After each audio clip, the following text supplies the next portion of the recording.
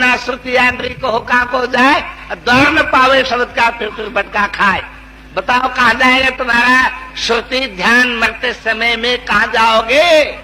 एक ये क्या कहते हैं इसको, राजस्थान में, राजस्थान के लोग ऊंटों में चढ़ते हैं। तो ऊंटों में चढ़े, एक आदमी कहीं दूर जा रहा था, तो उसने ऊंट में चढ़ा एक डंडा मारा ऊंट को, वो थोड़े आगे गया, ऊंट दौड़ दौड़ के तो उसकी नकेल टूट गई। उधर से एक आदमी आ रहा था, उसने कहा भैया इतना तेज ऊंट जा रहा, तुम कहाँ जाओगे? तो उसने ऊंट में जो चढ़ा हुआ था उसने जवाब दिया, जहाँ ऊंट ले जाएगा। मैं सच कहता हूँ, सच बताओ तुम लोग अपने हृदय पे हाथ रख के कि तुम्हारा अगर शरीर छूट जाएगा, शरीर छूटने का कोई ये भी ठिकाना नहीं कब छूटेगा। कल रात तुमने सुना होगा कि अचानक दिल्ली से चंडीगढ़ कैरो जा रहे थे, रास्ते में गोली लग गई। क्या पता किस भरोसे किस वक्त शरीर छूट जाए। इसको महात्मा ने समझाया, या तन कांचा कुंभ था ले प्रेता साथ, और टपका लागा फूटिया कछुना आया हाथ। भाई क्या भरोसा शरीर का किस वक्त छूट जाए, लेकिन ये निश्चित है छूटेगा।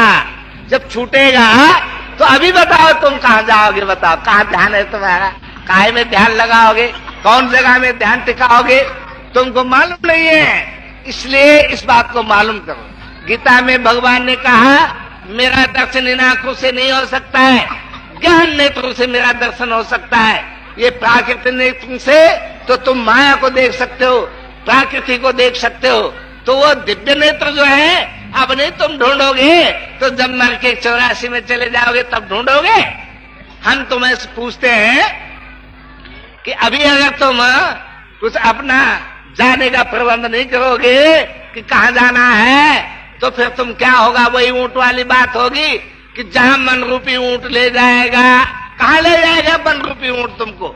जिसकी तुमको लौ है, जिसको तुमको याद है, वही तो ले जाएगा। 84 के सिवाय कहाँ ले जाएगा? गुरु नानक साहब का भी तो यही कहना है, नाम को तो तुमको पता नहीं है तो बताओ। दुनिया के लोगों, मैं समझता था कि दुनिया के लोग जानते हैं, मैं समझता था, लेकिन जब मैं मिला लोगों को तो देखा कि ये तो बिल्कुल अंधेरा है, जानते ही नहीं दुनिया। बड़े बड़े मंत्र जब आएंगे, बड़े बड़े वेदांत बनेंगे, कहेंगे हम ब्रह्मस्मि। 3 सिद्धांत है, देख लो। एक तो है अद्वैत वेदांत, एक है कि विशिष्टाद्वैत, और एक है द्वैत। द्वैत का सिद्धांत है कि जीव स्वतंत्र अलग है, वो कुछ दिन के लिए परमात्मा को मिल सकता है और फिर ऐसा ही हो जाता है। ये ठीक है, वो कुछ दिन की छुट्टी है समझो, जैसा कोई मिलिट्री से छुट्टी लेके कुछ दिन के लिए घर चला जाता है। वशिष्ठ अद्वैत कहते हैं कि भगवान का जीव जो है वो भगवान को मिल जाता है, लेकिन भगवान नहीं हो सकता।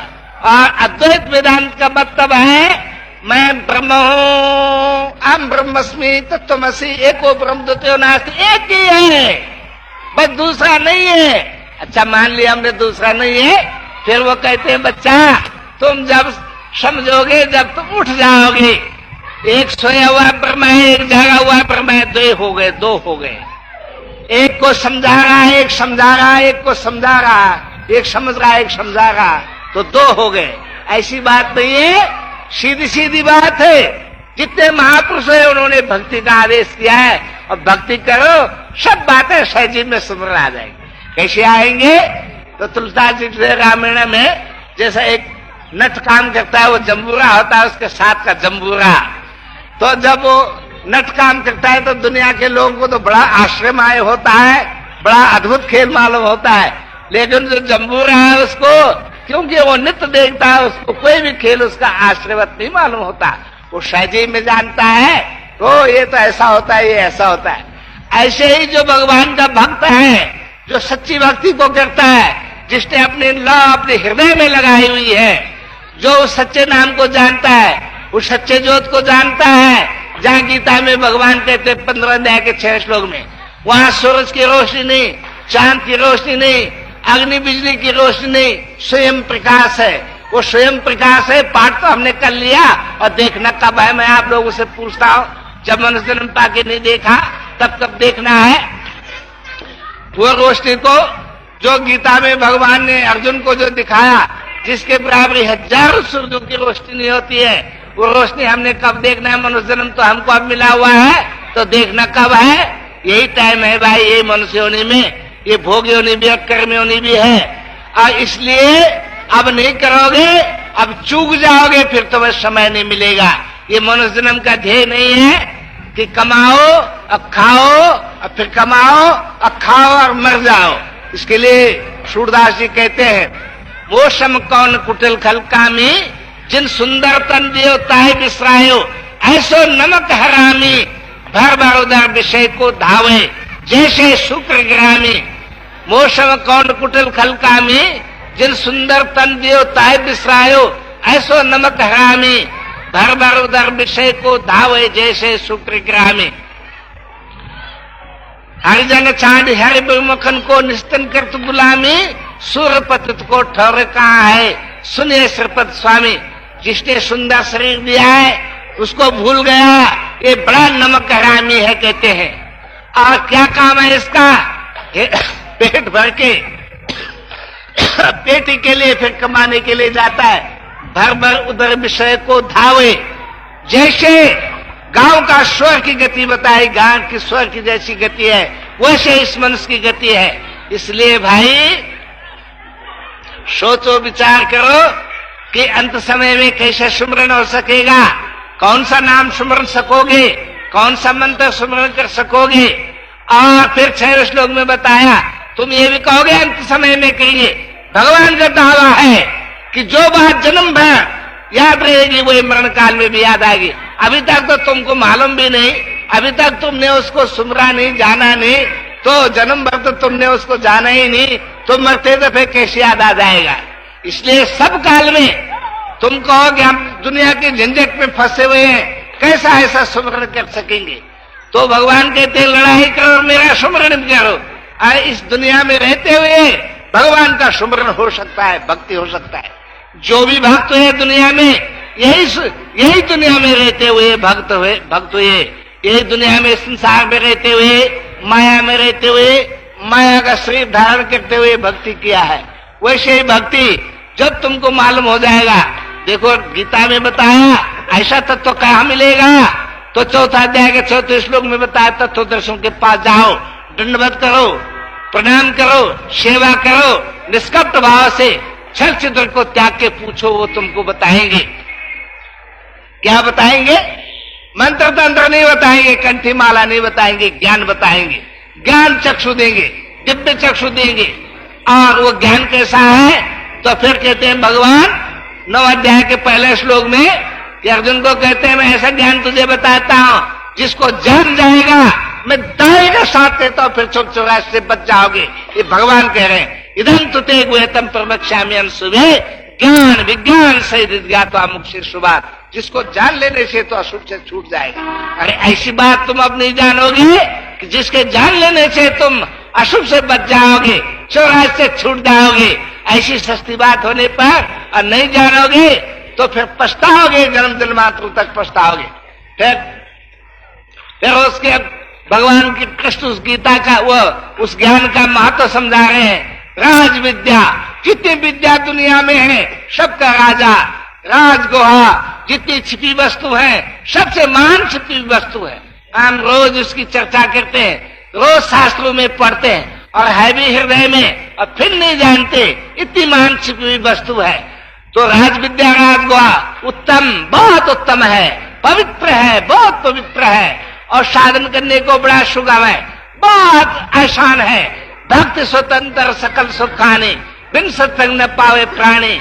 उसके लिए कोई नहीं, एक सत्संग के अधीन है। बिना सत्संग विवेक न होई, राम कृपा बिन सुलभ न सोई। बिना सत्संग का उसका ज्ञान नहीं होता है। बड़ा ईशान है, उसमें कुछ हिंग लगे न फटकड़ी, कुछ जाना नहीं पड़ता, आना नहीं पड़ता, किसी चीज के अधीन नहीं है। ऐसी जो स्वतंत्र भक्ति है और अविनाशी है, धर्म अनुकूल है, उसमें अधर्म नहीं होता। बल्कि अधर्मी तो वो है जो कि अपने जानने वाले को नहीं पहचानता, अपने बनाने वाले को नहीं पहचानता।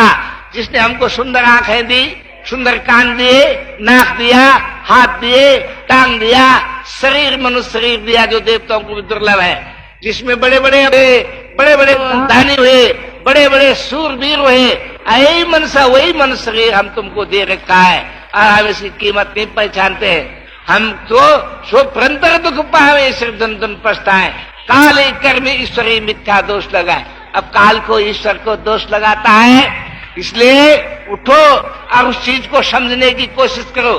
कहाँ मिलेगा? महात्मा के पास मिलेगा, जो तुमको तुम्हारी ज्ञान नेत्र खोल देगा, ज्ञान तुमको देगा, जिसके वचन में ऐसी ताकत हो। महामोहतम पुंज जाशु वचन रवि कर्ण कर। गुरु का मतलब ये गु नाम अंधेरा, रू नाम प्रकाश। जो अंधेरे को मेट के उजाला करे उसका नाम है गुरु।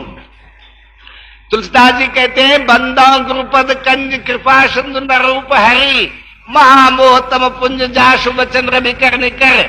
जैसे रात को अंधेरा होता है, सब ये मकान ऐसे रहते हैं, पहाड़ नदियां भी वैसी रहते हैं, लेकिन दिखाई नहीं देता।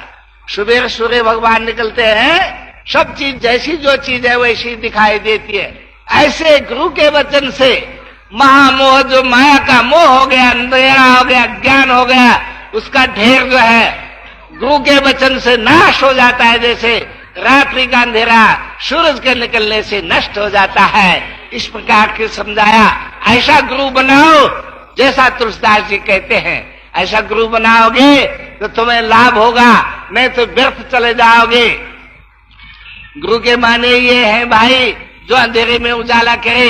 देखो ये बंगाली महात्मा अंग्रेजी जानता है, डबल एमए है और महात्मा भी हो गया, और कब से महात्मा है, लेकिन अभी तक रास्ते का पता नहीं था। देखो पूछा, बैठा है। हम ऐसी ढेंग नहीं मारते, जो बात हम कहते हैं या दुनिया के लोग बताओ, ये हमसे पूछ ले। नहीं पूछोगे भाई तो तुम ही अंधेरे में रहोगे, अंधेरे में जाओगे। हम सच कहते हैं कि ये तुम लोगों के पास ये चीज नहीं है। देखो फिर भगवान कहते हैं कि इस तत्व ज्ञान रूप में जिसकी श्रद्धा नहीं है, 9 अध्याय का पहला श्लोक में बताया कि वो बहुत उत्तम है। मैं तुम्हें बताऊंगा, जिसको जान लेने से तो 84 छूट जाएगा। दूसरे में बताया वो बहुत सब विद्याओं की राजा है, सब गोपनियों की राजा है, और उत्तम है, पवित्र है, धर्म अनुकूल है, साधन करने को बड़ा सुगम है और अविनाशी है, नाश नहीं होता, उसका कभी भी नाश नहीं होता है। और फिर बताया जिसका इस तत्व ज्ञान में जिसकी श्रद्धा नहीं है, जिसका विश्वास नहीं है, वो कभी भी मेरे को नहीं मिल करके 84 में भ्रमण करेगा, 84 में भटकेगा।